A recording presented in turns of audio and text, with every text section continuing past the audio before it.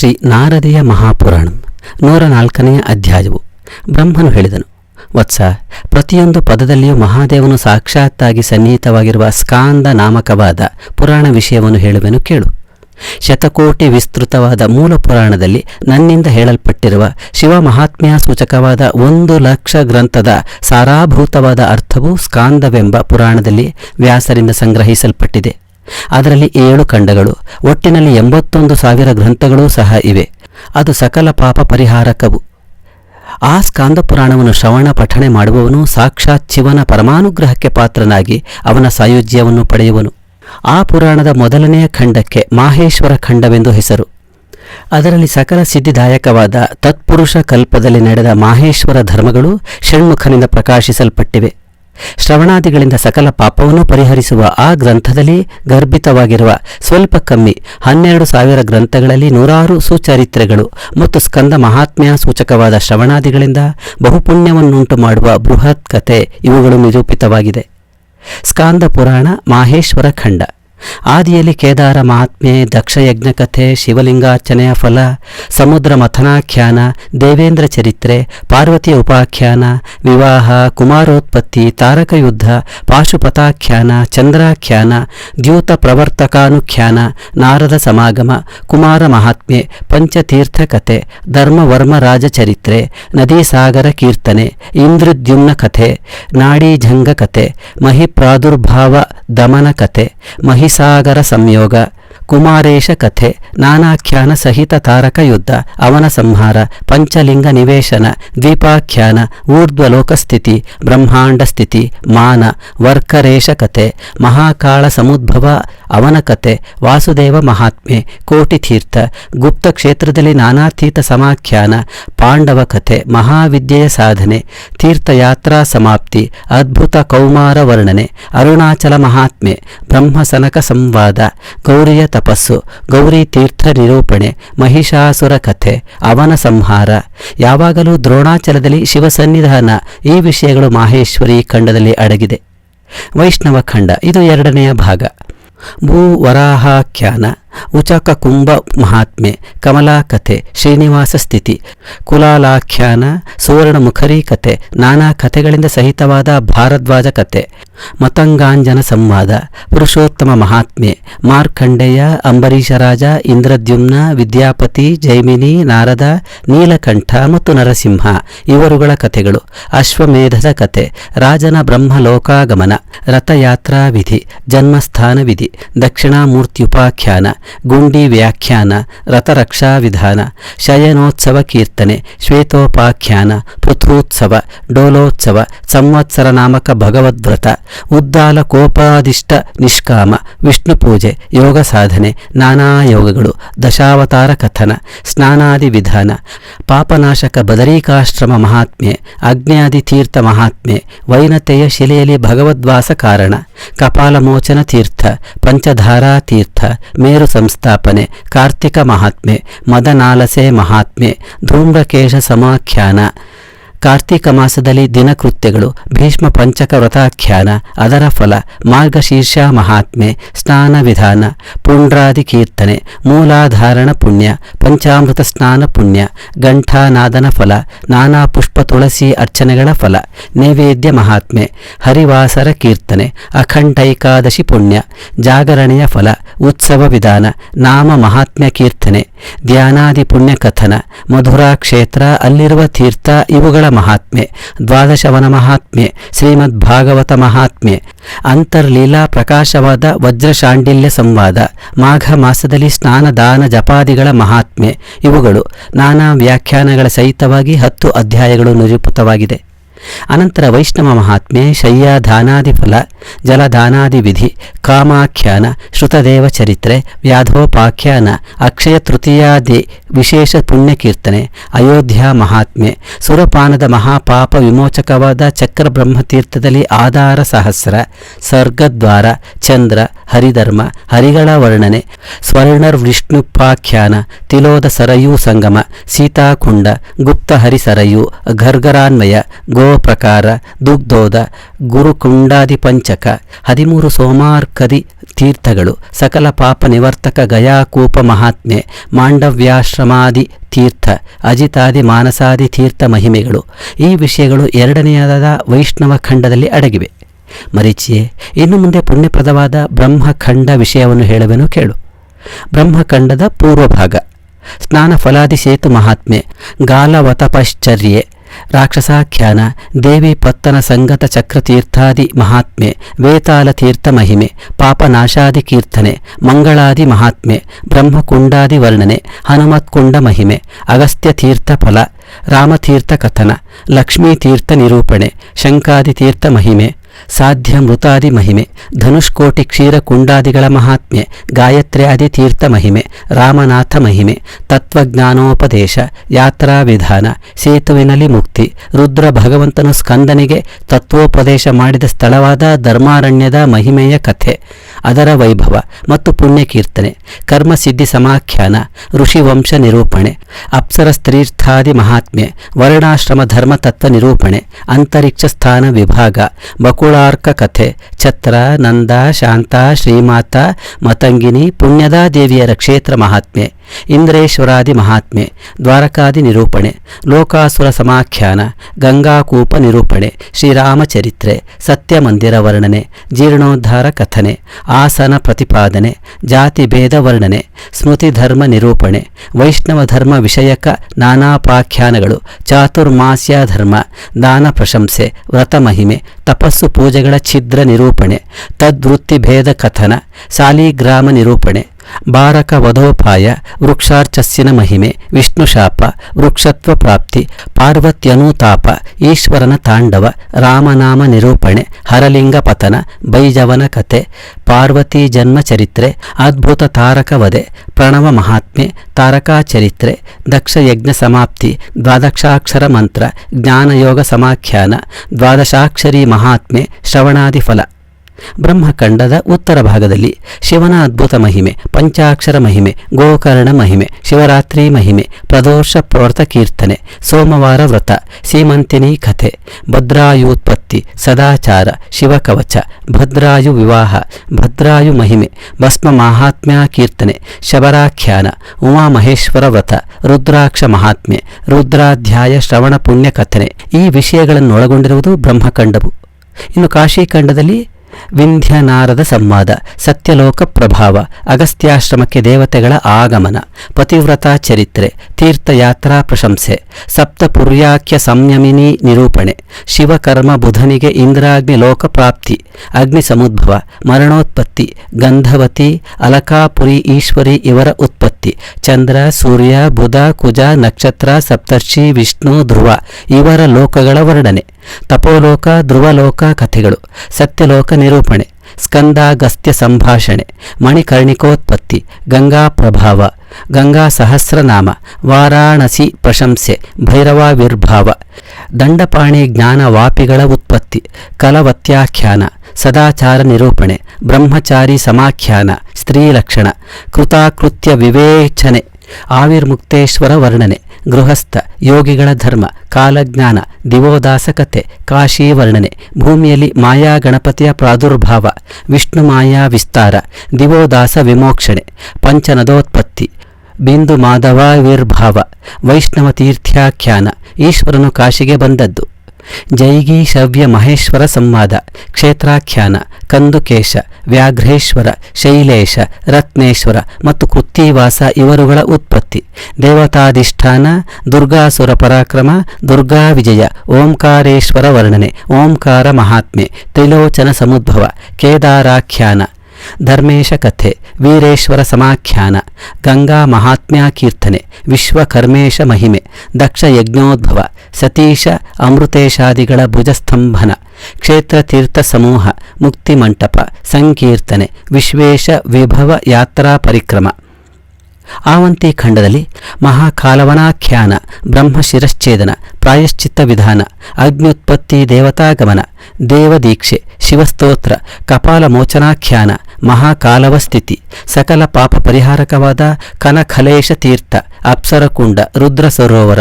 ಕುಡವೇಶ, ವಿದ್ಯಾರ್ಧ ಮರ್ಕಟೇಶ್ವರ ತೀರ್ಥಗಳು, ಸ್ವರ್ಗದ್ವಾರ, ಚತುಸ್ಸಿಂಧೂರ್ ತೀರ್ಥ, ಶಂಕರ ವಾಪಿಕಾ ಸಂಕರಾರ್ಕ, ಗಂಧವತಿ ತೀರ್ಥ ಇವುಗಳ ವರ್ಣನೆ. ದಶಾಶ್ವಮೇಧಿಕಾನಂಶ ತೀರ್ಥ, ಪಿಶಾಚಕಾದಿ ಯಾತ್ರೆ, ಹನುಮತ್ ಕವಚ, ಈಶ್ವರ, ಮಹಾಕಾಳೇಶ ಯಾತ್ರೆ, ವಲ್ಮೀಕೇಶ್ವರ ತೀರ್ಥ, ಕುಶಸ್ಥಲಿ ಪ್ರದಕ್ಷಿಣೆ, ಅಕ್ರೂರ, ಏಕಪಾದ, ಚಂದ್ರ ಸೂರ್ಯರುಗಳ ವೈಭವ, ಕರಭೇಷ ತೀರ್ಥ, ಲಟುಕೇಶಾದಿ ತೀರ್ಥ, ಮಾರ್ಕಂಡೇಶ, ಯಜ್ಞವಾಪಿ, ಸೋಮೇಶ, ನರಕಾಂತಕ, ಕೇದಾರೇಶ್ವರ ರಾಮೇಶ, ಸೌಭಾಗ್ಯೇಶ, ನರಾರ್ಕ, ಕೇಶವಾರ್ಕ, ಶಕ್ತಿಭೇದ, ಸ್ವರ್ಣಸಾರ ಮುಂತಾದವುಗಳ ಮಹಿಮೆಯ ನಿರೂಪಣೆ. ಓಂಕಾರೇಶಾದಿ ತೀರ್ಥಗಳು, ಅಂಧಕ ಶ್ರುತಿ ಕೀರ್ತನೆ, ಕಾಲಾರಣ್ಯದಲ್ಲಿ ಲಿಂಗ ಸಂಖ್ಯೆ, ಸ್ವರ್ಣ ಶೃಂಖಾಭಿಧಾನ, ಕುಶಸ್ಥಲಿ, ಆವಂತಿ, ಉಜ್ಜಯಿನಿಗಳ ವರ್ಣನೆ, ಪದ್ಮಾವತಿ, ಕುಮುದ್ವತಿ, ಅಮರಾವತಿ, ವಿಶಾಲ, ಪ್ರತಿಕಲ್ಪ ಇವರುಗಳ ವಿಚಾರ.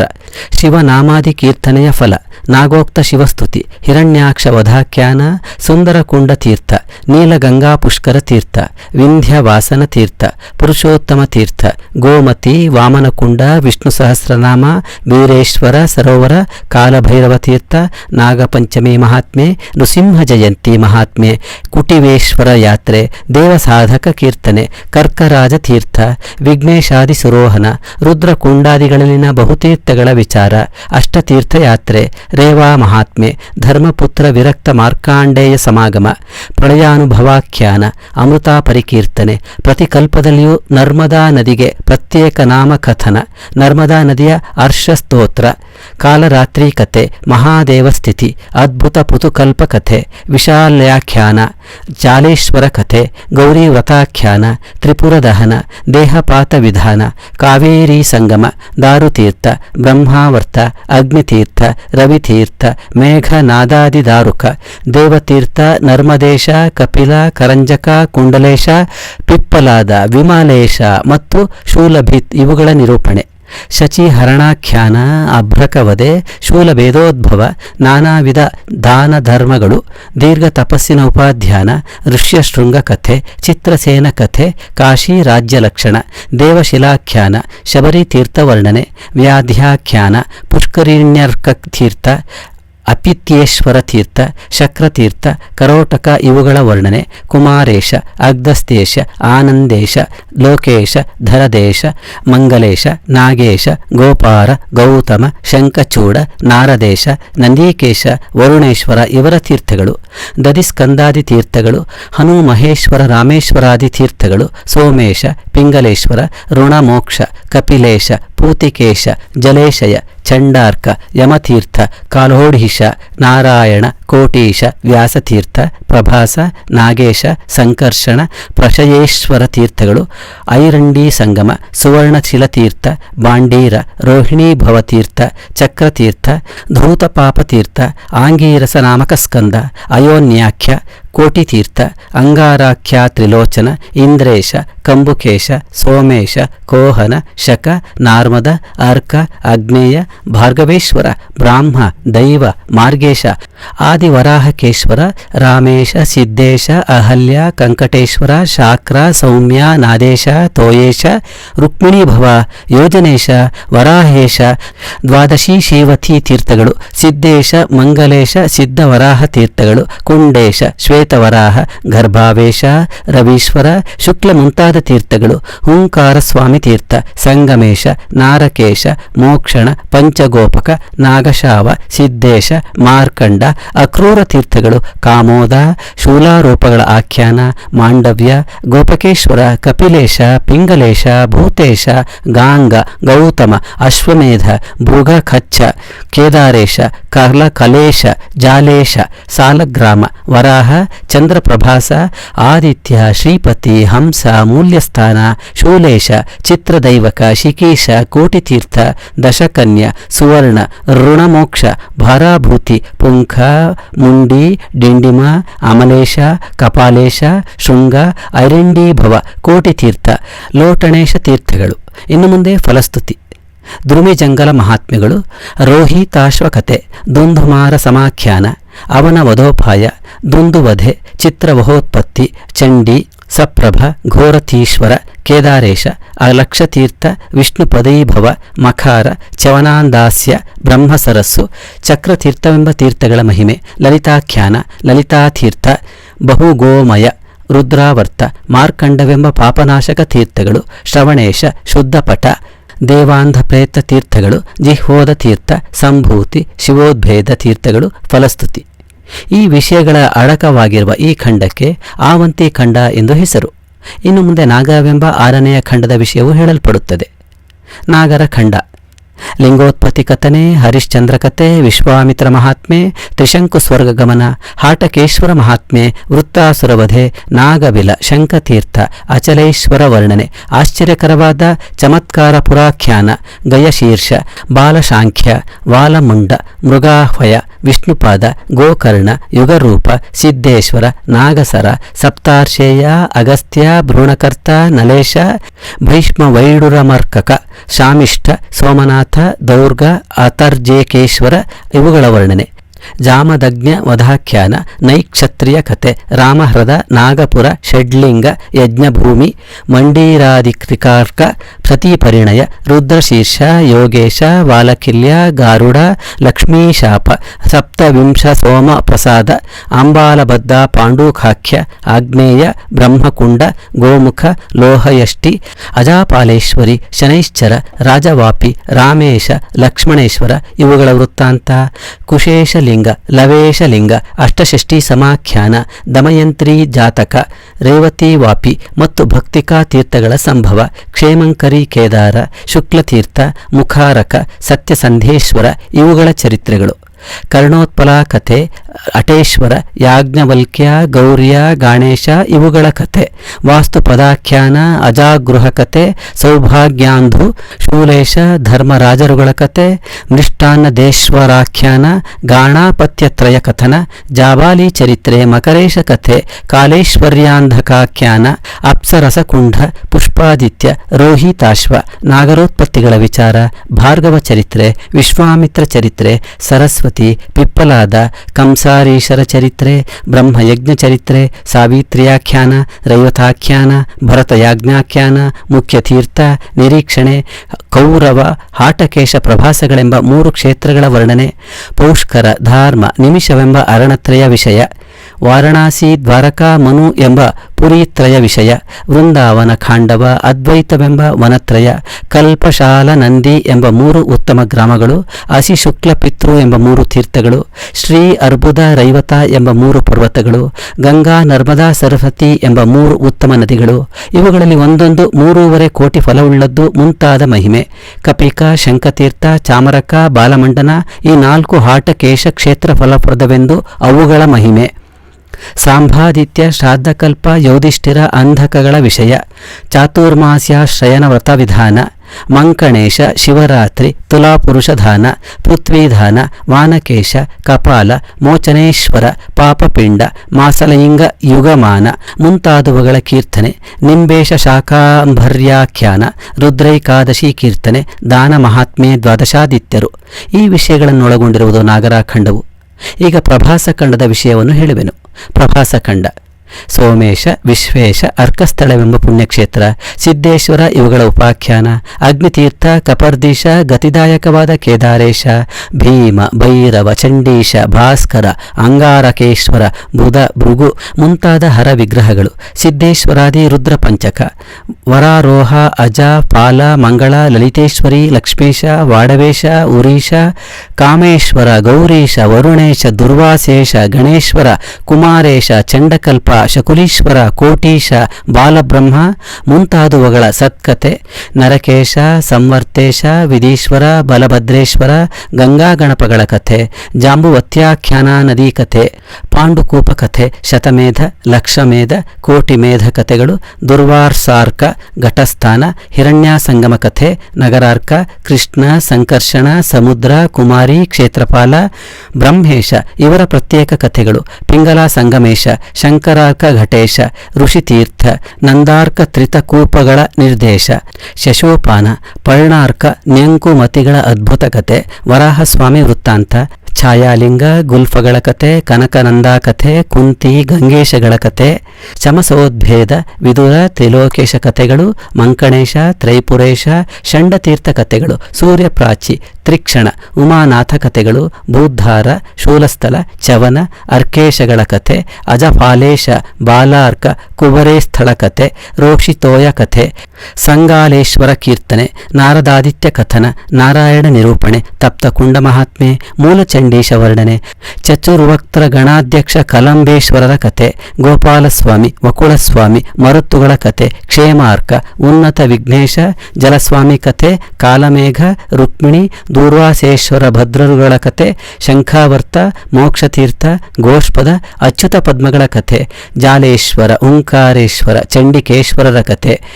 ಆಶಾಪುರಸ್ಥ ವಿಘ್ನೇಶ ಕಲಾಕುಂಡ ಕಥೆ, ಕಪಿಲೇಶ ಕಥೆ, ಜರದ್ಗ ವಶಿವ ಕಥೆ, ನಲುಕ, ಕೋಟೇಶ್ವರ, ಕಾಟಕೇಶ್ವರರ ಕಥೆ, ನಾರದೇಶ ಯಂತ್ರಭೂಷಾ ದುರ್ಗಕೂಟ ಗಣೇಶ ಕಥೆ, ಸುಪರ್ಣೈಲ ಭೈರವಿಗಳ ಕಥೆ, ಬಲ್ಲತೀರ್ಥ ಕಥೆ, ಕರ್ದಮಾಲಾ ಕೀರ್ತನೆ, ಗುಪ್ತ ಸೋಮೇಶ್ವರ ಕೀರ್ತನೆ, ಬಹುಸ್ವರ್ಣೇಶ, ಶೃಂಗೇಶ, ಕೋಟೀಶ್ವರರ ಕಥೆ, ಮಾರ್ಕಂಡೇಶ್ವರ, ಕೋಟೇಶ, ದಾಮೋದರ ಗೃಹ ಕಥೆಗಳು, ವಸ್ತ್ರಾಪಥ ಕ್ಷೇತ್ರದಲ್ಲಿನ ಸ್ವರ್ಣರೇಖ, ಬ್ರಹ್ಮಕುಂಡ, ಕುಂತಿ, ಭೀಮೇಶ್ವರ, ಮೃಗೀಕುಂಡಗಳ ವಿಷಯ, ದುರ್ಗಾ ಬಿಲ್ಲೇಶ, ಗಂಗೇಶ, ರೈವತರ ಅದ್ಭುತ ಕಥೆ, ಅರ್ಬುದೇಶ್ವರರ ಕಥೆ, ಅಚಲೇಶ್ವರ ಕೀರ್ತನೆ, ನಾಗತೀರ್ಥ ಕಥೆ, ವಶಿಷ್ಠಾಶ್ರಮ ವರ್ಣನೆ, ಭದ್ರಕರ್ಣ ಮಹಾತ್ಮೆ, ತ್ರಿನೇತ್ರ ಮಹಾತ್ಮೆ, ಕೇದಾರ ಮಹಾತ್ಮೆ, ತೀರ್ಥಾಗಮನ ಕೀರ್ತನೆ, ಕೋಟೀಶ್ವರ, ರೂಪತೀರ್ಥ, ಋಷಿಕೇಶ ಕಥೆಗಳು, ಸಿದ್ದೇಶ, ಶುಕ್ರೇಶ್ವರರ ಕಥೆ, ಮಣಿಕರ್ಣೀಶ ಕೀರ್ತನೆ, ಪಂಗುತೀರ್ಥ, ಯಮತೀರ್ಥ, ವರಾಹತೀರ್ಥಗಳ ವರ್ಣನೆ, ಚಂದ್ರ ಪ್ರಭಾಸ, ಪಿಂಡೋದ, ಶ್ರೀ ಮಾತಾ ಶುಕ್ಲತೀರ್ಥಗಳ ಮಹಾತ್ಮೆ, ಕಾತ್ಯಾಯಿನಿ ಪಿಂಡಾರಕರ ಮಹಾತ್ಮೆ, ಕನಕಲ ಚಕ್ರ ಮಾನುಷ ತೀರ್ಥಗಳ ಕಥೆ, ಕಪಿಲಾಗ್ನಿ ತೀರ್ಥಗಳ ಕಥೆ, ರತ್ನಾನುಬಂಧಜ ಕಥೆ, ಗಣೇಶ ಪಾರ್ಥವೇಶ್ವರರ ಯಾತ್ರೆ, ಉಜ್ವಲ ಚಂಡೀಸ್ಥಾನ, ನಾಗೋದ್ಭವ, ಶಿವಕುಂಡ, ಮಹೇಶ, ಕಾಮೇಶ್ವರ, ಮಾರ್ಕಂಡೋಯೋತ್ಪತ್ತಿ ಇವುಗಳ ಕಥೆ, ಉದ್ದಾಲಕೇಶ, ಸಿದ್ದೇಶಗಳಲ್ಲಿನ ತೀರ್ಥ ಕಥೆಗಳು, ಶ್ರೀದೇವ ಮಾತೋತ್ಪತ್ತಿ, ವ್ಯಾಸ, ಗೌತಮ ತೀರ್ಥಗಳ ಕುಲಸಂತಾರ ಮಹಾತ್ಮೆ, ರಾಮಕೋಟಿ ತೀರ್ಥಗಳ ಮಹಾತ್ಮೆ, ಚಂದ್ರೋದ್ಭೇದ, ಈಶಾನ ಶೃಂಗ, ಬ್ರಹ್ಮಸ್ಥಾನಗಳ ಉದ್ಭವ, ತ್ರಿಪುಷ್ಕರ, ರುದ್ರ, ಬ್ರಹ್ಮ ಗುಹೇಶ್ವರರ ಕಥೆ, ಅವಿಮುಕ್ತ ಮಾಹೇಶ್ವರರ ಮಹಾತ್ಮೆ, ಮಹೌಜಸ ಪ್ರಭಾವ, ಜಂಬೂತೀರ್ಥ ವರ್ಣನೆ, ಗಂಗಾಧರ ಮಿಶ್ರರ ಕಥೆ, ಫಲಸ್ತುತಿ, ದ್ವಾರಕಾ ಮಹಾತ್ಮೆ, ಚಂದ್ರಶರ್ಮ ಕಥೆ, ಜಾಗರ ಅದ್ಯ ಅರ್ಚನಾಖ್ಯಾನ, ಏಕಾದಶಿ ವ್ರತ, ಮಹಾದ್ವಾದಶಿ ಖ್ಯಾನ, ಪ್ರಹ್ಲಾದ ಋಷಿ ಸಮಾಗಮ, ದುರ್ವಾಸೋಪಾಖ್ಯಾನೆ, ಯಾತ್ರೋಪಕ್ರಮ ಕೀರ್ತನೆ, ಗೋಮ್ಯತ್ಯುತ್ಪತ್ತಿ ಕಥನ, ಗೋಮತಿ ಸ್ನಾನಾದಿ ಫಲ, ಚಕ್ರತೀರ್ಥ ಮಹಾತ್ಮೆ, ಗೋಮತಿ ಸಮುದ್ರ ಸಂಗಮ, ಸನಕಾದಿ ಹೃದಾಖ್ಯಾನ, ಮೃಗತೀರ್ಥ ಕಥೆ, ಗೋಪ್ರಚಾರ ಕಥೆ, ಗೋಪಿಕಾ ಸ್ತ್ರೀಯರ ದ್ವಾರಕಾಗಮನ, ಗೋಪಿ ಸರಸ್ಸಮಾಖ್ಯಾನ, ಬ್ರಹ್ಮತೀರ್ಥಾದಿ ಕೀರ್ತನೆ, ಪಂಚನ ಧ್ಯಾನಮಾಖ್ಯಾನ, ನಾನಾಖ್ಯಾನಗಳು, ಶಿವಲಿಂಗ, ಗಂಗಾತೀರ್ಥ, ಕೃಷ್ಣ ಪೂಜಾದಿಗಳ ಕೀರ್ತನೆ, ತ್ರಿವಿಕ್ರಮ ಮೂರ್ತ್ಯಾಖ್ಯಾನ, ದೂರ್ವಾಸ ಕೃಷ್ಣ ಸಂವಾದ, ಕುಶದೈತ್ಯವದೆ, ಗೋಮತಿ ದ್ವಾರಕೆಗಳಲ್ಲಿ ತೀರ್ಥಾಗಮನ ಕೀರ್ತನೆ, ಕೃಷ್ಣ ಮಂದಿರ ಸಂಪ್ರೇಕ್ಷಣೆ, ದ್ವಾರವತ್ಯಾಭಿಷೇಚನ, ತೀರ್ಥಾವಾಸ ಕಥೆ, ದ್ವಾರಕಾ ಪುಣ್ಯಕೀರ್ತನೆ ಈ ವಿಷಯಗಳು ಅಡಕವಾಗಿರುವುದೇ 7ನೇಯದಾದ ಪ್ರಭಾಸ ಖಂಡವು. ಈ ಸ್ಕಾಂದ ಪುರಾಣವು ಉತ್ಕೃಷ್ಟ ಕಥೆಗಳನ್ನೊಳಗೊಂಡ ಶಿವ ಮಹಾತ್ಮ್ಯ ವರ್ಣನ ಪರವಾಗಿದೆ. ಈ ಪುರಾಣವನ್ನು ಬರೆದು ಅದನ್ನು ಸುವರ್ಣಲಿಂಗ ಸಹಿತವಾಗಿ ಮಾಘ ಶುಕ್ಲ ಪೂರ್ಣಿಮೆಯ ದಿನದಲ್ಲಿ ಬ್ರಾಹ್ಮಣನಿಗೆ ಸತ್ಕಾರಪೂರ್ವಕವಾಗಿ ಧ್ಯಾನ ಮಾಡುವವನು ಶಿವಸ್ಥಾನವನ್ನು ಹೊಂದಿ ಸುಖಭಾಗಿಯಾಗುವನು. ಇಂತೂ ಶ್ರೀ ನಾರದೀಯ ಪುರಾಣದೊಳಗಿನ ಬೃಹದುಪಾಖ್ಯಾನ ಎಂಬ ಪೂರ್ವಭಾಗದ 4ನೆಯ ಪಾದದಲ್ಲಿ ಸ್ಕಾಂದ ಪುರಾಣ ವಿಷಯಾನುಕ್ರಮಣಿಕೆಯ ವರ್ಣನೆ ಎಂಬ 104ನೆಯ ಅಧ್ಯಾಯವು ಸಮಾಪ್ತವಾದುದು. ಶ್ರೀರಸ್ತು.